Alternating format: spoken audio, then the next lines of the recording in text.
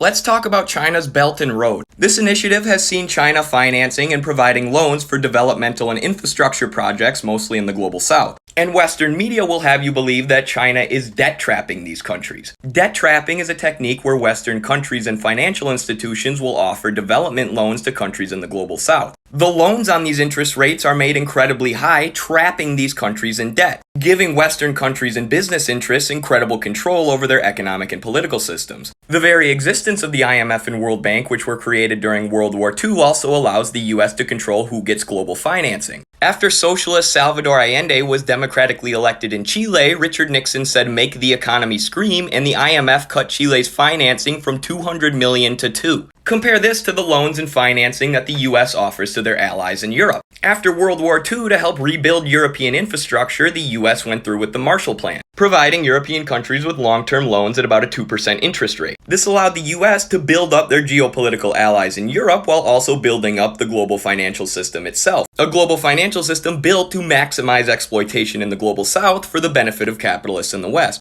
Much of what China's doing with the Belt and Road is creating a counter to the US-controlled financial system, offering loans to countries mostly in the global south at similar interest rates to the Marshall Plan. Very similar to the Marshall Plan. It's very similar. And let me tell you, the Senegalese president came out last year and he said, I personally in Senegal prefer these Chinese loans because they're long-term, 50, 60 years, and guess the interest rate?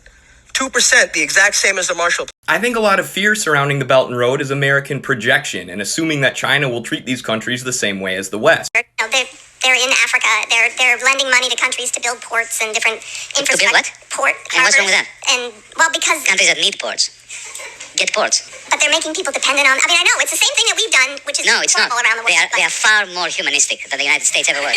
Really? Okay, absolutely. Great. So let me give you an example. Of course, they are peddling for influence. Yeah.